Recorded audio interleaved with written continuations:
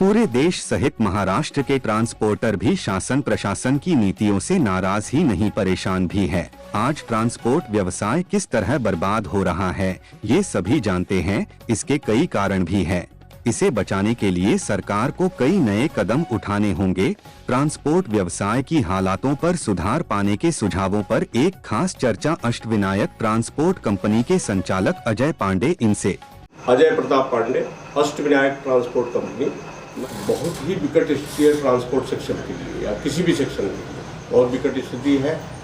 और ये महामारी ऐसी हो गई कि एक साल नहीं, 6 महीने नहीं, 2 महीने नहीं, ये कंटिन्यूस जो है तीसरी साल अभी आने को हो गया।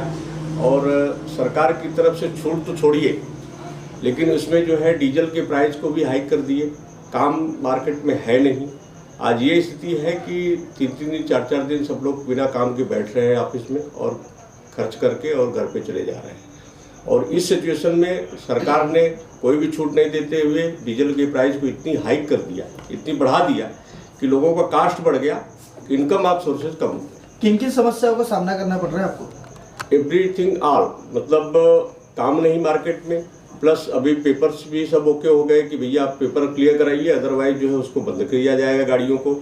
और कोई भी छूट आरटीओ से लेके और कहीं पे भी पेपर में भी ऐसा कुछ नहीं है। उन्होंने जो किया था 1 साल के लिए आगे कर दिया, अभी वो उसको भी लागू कर दिया। उसमें भी कोई छूट नहीं मिला है कि आप 1 साल तक मत भरिए, ऐसा नहीं, आप भरिए विथ पेनाल्टी के साथ भरिए।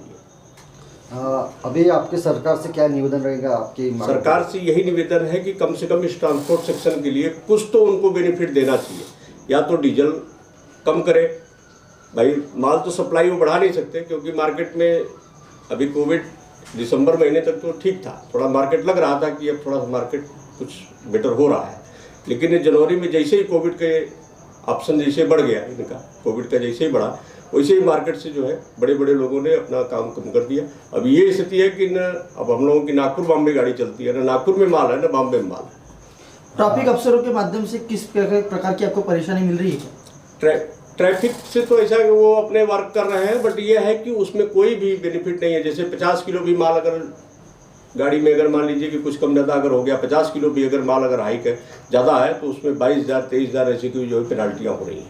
ट्रांसपोर्ट की आर्थिक स्थिति सुधारने के लिए आपके पास में क्या सुझाव है सरकार को लेकर? सरकार से ये सुझाव है कि कम से कम इस सेक्टर को लिए जो सब लोग ट्रांसपोर्ट के जो भी काम कर रहे हैं, गाड़ी ओनर हो या जो भी हो, वो एक फाइनेंस कंपनी से अपनी गाड़ी जो है फाइनेंस कराते हैं।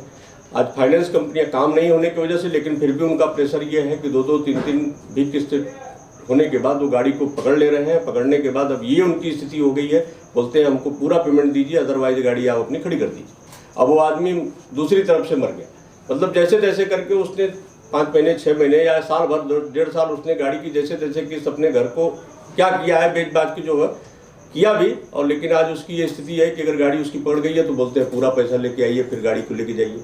अब वो बेचारा कहाँ से लेके आएगा पैसा, इसमें वो छोड़ दे रहा है गाड़ी को। सरकार से ये है कि कम से कम कुछ तो बेनिफिट दीजिए। आप पेपर को या तो छूट दे दीजिए, पेपर में कुछ छूट दे दीजिए साल भर की, EMI में कुछ छूट दे दीजिए। भाई सब सेक्टरों को आपने आर्थिक पैकेज दिया है, लेकिन इस ट्रांसपोर्ट सेक्शन के लिए कोई आर्थिक पैकेज नहीं है। हम लोग भी आज बैंकों में जाते हैं, अगर पूछते हैं कि सर वो प्रधानमंत्री मुद्रा योजना का क्या मैटर है, तो वो बोलते हैं भाई ट्रांसपोर्ट सेक्शन के लिए ये चीज़ नहीं है।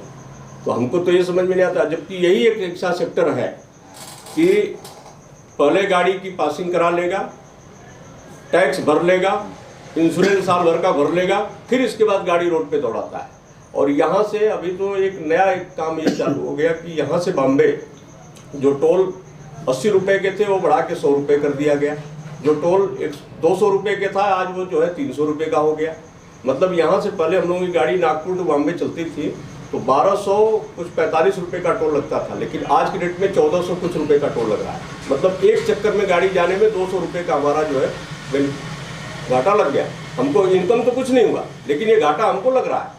अब हमको चलाना है तो ये सब दे के अपना लेके जाइए, अदरवाइज आप खड़े रखो तो फाइनेंसर खींच के लेके जाएगा। आज ये स्थिति में है कि जैसे मैं एक छोटी अपनी ही बात बताता हूँ, मेरे यहाँ 3 स्टाफ थे।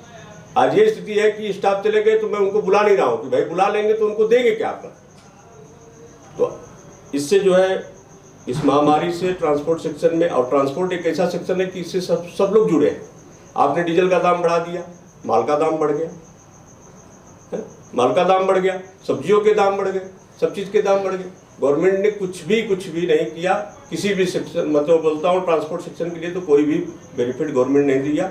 सिर्फ ये 1.5 साल भर का जो इन्होंने छूट दे के रखा था, आज वो भी जाकर आप जाइए तो छूट नहीं था कि आप इसको मत भरिए, लेकिन आज जा रहे हैं भरने तो विथ पेनाल्टी के साथ इसको भरिए।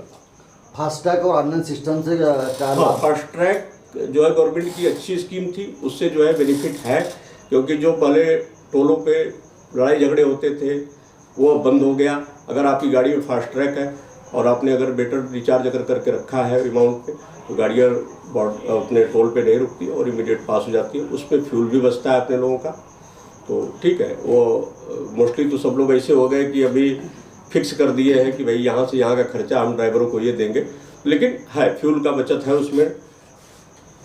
वो सरकार की अच्छी नीति थी, रोड भी अच्छे बन रहे हैं, लेकिन उसके साथ साथ जो है बताइए, अभी अगर हम 1400 रुपये अगर एक बार का टोल का अगर बॉम्बे का पैसा दे रहे हैं, फिर वापसी में 1400 रुपये दे रहे हैं, 2800 रुपये। और सुविधाएं के मामले में अगर टोल आपने कर रखा है तो उसकी बेनिफिट होना चाहिए कि वहाँ पे लैट्रिन, बाथरूम, कुछ ऐसी व्यवस्था होनी चाहिए जहाँ ड्राइवर रुक सके, खड़े हो सके, सब कुछ हो सके। लेकिन कई जगह हैं भी, कई जगह नहीं है। रोड के अच्छे होने से जी, जो गाड़ियों में चलने वाले टायर रहते हैं उनकी भी बचत होती होगी। हाँ, जिससे कहीं ना कहीं गाड़ी मालक को और साथ ही ट्रांसपोर्टरों को भी फायदा होता होगा। बट वो फायदा ट्रांसपोर्टर को या गाड़ी ओनर को नहीं मिल पाया। कारण ये है कि आपने इसके बाद जो है टायर के दाम बढ़ गए, गाड़ियों के दाम बढ़ रहे हैं, पार्ट्स के दाम बढ़ रहे हैं, तो बेनिफिट कहाँ मिला? उसी तरह अभी देखने में आया है कि साल दर साल इंश्योरेंस के रेट बढ़ते जा रहे हैं कमर्शियल व्हीकल में। जी, तो उससे क्या है? उससे भी बहुत इफेक्ट पड़ रहा है। उससे भी इफेक्टेड बहुत ज़्यादा हम लोग हैं। जो हमारे पास एक 2012 की गाड़ी थी, हम 2 साल पहले उस गाड़ी को 20,000 21,000 में हम इंश्योरेंस बनवा लेते थे, आज वो 32,000 में इंश्योरेंस बन रहा है। लेकिन अगर हम वही मार्जिन अगर अपने इनकम में अगर जोड़ने लगे तो पता चलता है वो तो हमारी मार्जिन इसी पे जा रहा है। आपने अभी कहा कि जैसे डीजल के दिन ब दिन जो दाम बढ़ते जा रहे हैं उससे कहीं ना कहीं ट्रांसपोर्ट लाइन को फर्क पड़ रहा है, लेकिन कहीं ना कहीं यहीं पर केंद्रीय मंत्री नितिन गडकरी जी का यह कहना है कि डीजल को खत्म करने के लिए सीएनजी का जो है, सीएनजी जो ईंधन है उसका यदि इस्तेमाल किया जाए तो ट्रांसपोर्ट में जो समस्या बढ़ रही है कहीं ना कहीं वरदान साबित हो सकता है सीएनजी, ऐसा उनका दावा है। तो क्या आपको लगता है कि कहीं ना कहीं सीएनजी इफेक्ट है ट्रांसपोर्ट लाइन में? ऐसा है कि अभी मान लीजिए कि हमने ट्रक में फ्यूल डालना है, डीजल डालना है, सीएनजी में उसको जब हम करने जाएंगे तो वो किट सरकार को फ्री करे, वो सरकार उसको किट को फ्री करे। अगर उसी का 25,000 30,000 या 50,000 रुपये अगर दाम लग जाएगा तो वो भी तो एक ओनर को ही देना पड़ेगा। आज ये स्थिति है कि 50,000 छोड़ दिए, 5,000 भी किसी ओनर को देने के लिए पैसे नहीं है किसी के पास। वो जैसे तैसे मैनेज करके ही आदमी काम चला रहा है। ट्रांसपोर्ट इंडस्ट्री को आगे बढ़ाने के लिए सरकार को आप क्या एक सुझाव देंगे, क्या चीज़ें बोलेंगे कि जिसको सुनने के बाद या होने के बाद में आपकी परेशानियां कम हों? सरकार को हमारी तरफ से यही सुझाव है कि जैसे हर इंडस्ट्रीज को, ये भी एक इंडस्ट्रीज ही है, इसको सरकार ने क्या मान रखा है कि एक इंडिविजुअल कार्य है। अगर गाड़ी ओनर ने गाड़ी ले लिया तो उसका इंडिविजुअल कार्य है, ठीक है। हमारे लिए गवर्नमेंट की तरफ से कोई भी छूटे नहीं है, कोई भी बेनिफिट नहीं है। हमको भी आर्थिक सपोर्ट देना चाहिए। जैसे इंडस्ट्रीज को चलाने के लिए उनको मदद देते हैं, 2,000 5,000 या 50,000 1 लाख रुपए जाके अपना वो कर लेते हैं, फिर बाद में धीरे धीरे बढ़ते हैं। लेकिन ये ट्रांसपोर्ट के लिए कोई ऐसी व्यवस्थाएं नहीं है।